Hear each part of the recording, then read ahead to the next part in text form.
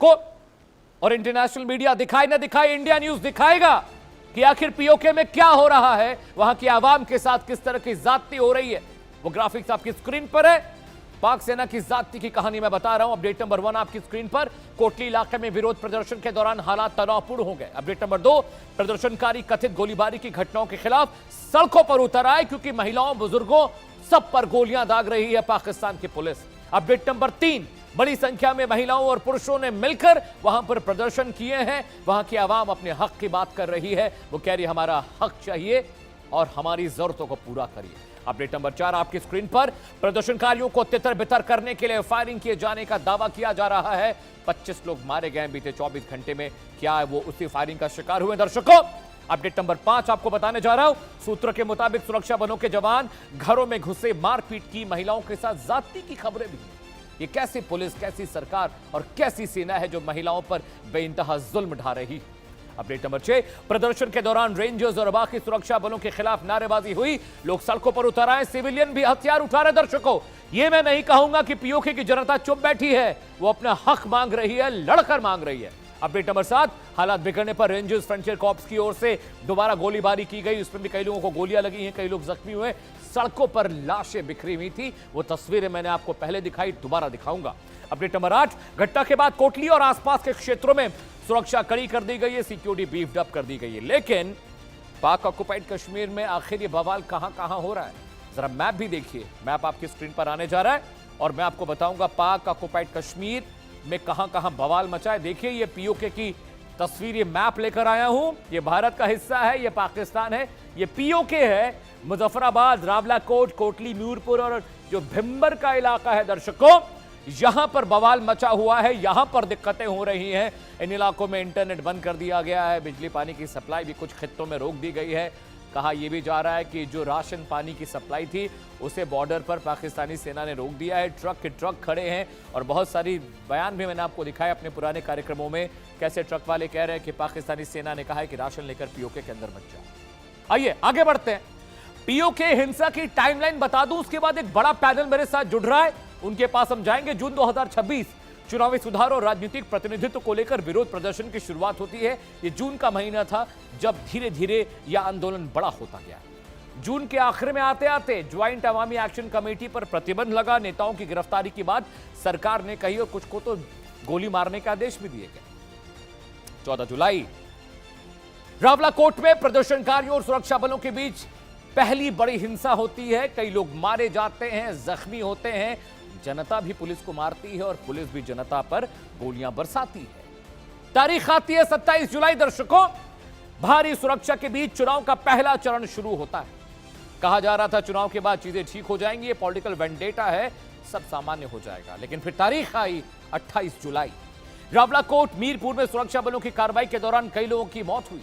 गोलियां चली खुलेआम, लोग मारे गए जो अपनी हक की बात कर रहे थे। 29 जुलाई की तारीख पर आते हैं।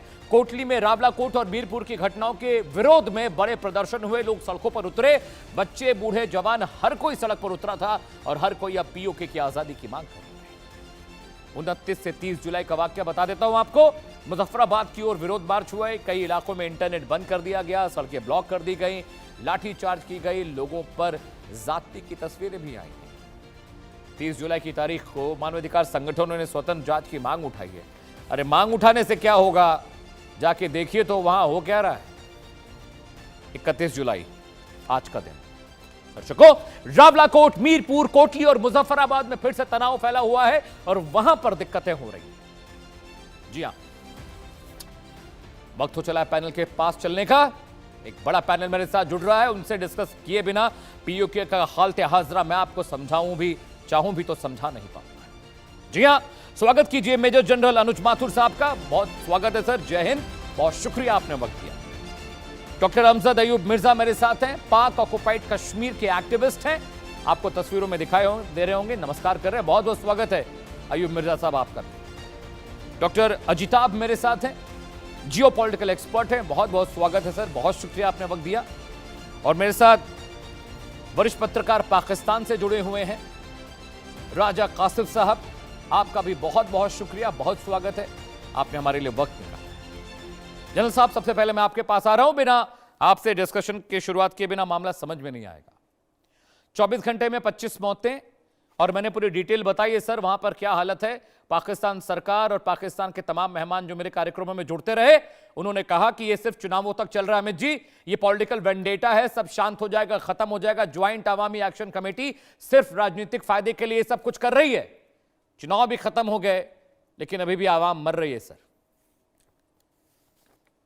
जय हिंद अमित। अमित देखिए, जो जो जो गवर्नेंस होती है, सरकारें होती हैं, वो जनता के मेरे हिसाब से भरोसे पर उनको चलना चाहिए, ना कि गोलियों के भरोसे। एक बात बिल्कुल साफ है, और अभी कुछ घंटों पहले या कुछ समय पहले उनके जो गृह मंत्री हैं उनका भी एक काफी क्लियर कट बयान आया है कि किस प्रकार से पाकिस्तान के जो इंस्टीट्यूशंस हैं, जो उनके सिस्टम्स हैं, वो पूरी तरह खत्म हो चुके हैं, पूरी तरह खराब हो चुके हैं। और हालात जो हैं वो बिल्कुल हाथ से बाहर। और ये कुछ छोटी मोटी बात नहीं कर रहे हैं, वो गृह मंत्री हैं और एक बहुत बड़े फोरम में उन्होंने ये बात कही है। अमित, इससे बिल्कुल क्लियर है कि हालात आज की तारीख में वहां पर क्या हैं। इसको किसी से ये बात छुपी हुई नहीं है।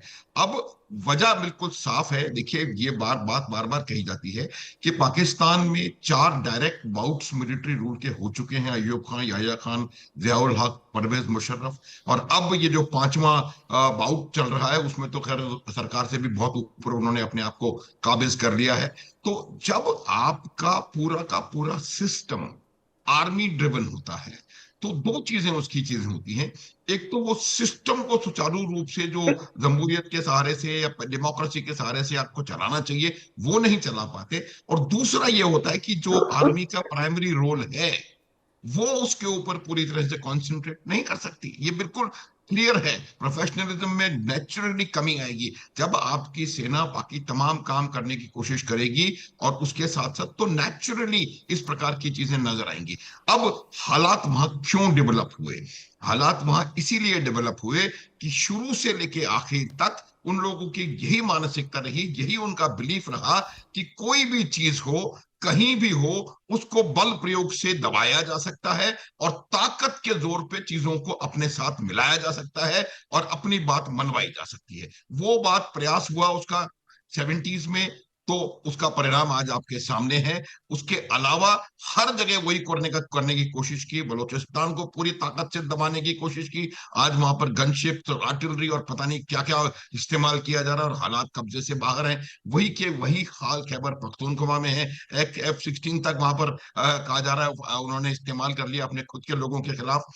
तो ये जब हालत आ जाती है, उसका बिल्कुल मतलब एक ही होता है कि वहां पर जो व्यवस्थाएं हैं वो पूरी तरह चरमरा चुकी हैं। ये बात मैं बार बार बताता हूं। देखिए अमित, समझने की बात है कि जो कब्जे में, पाकिस्तान के कब्जे में कश्मीर गया, वो अपनी खुशी से नहीं गया था। अपनी जो विलय हुआ था, विलय पत्र बिल्कुल क्लियर था, पूरा कश्मीर भारत में मिला था।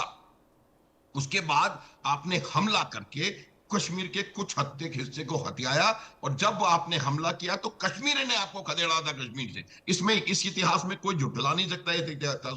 उसके बाद आपने 70-80 साल तक उनको इस बात को, ये बात दिखाने की कोशिश करी कि भाई वहां तो ये हो रहा है और आप यहां पर ये हो रहा है। आज जब वो रियलिटी से सामना कर रहे हैं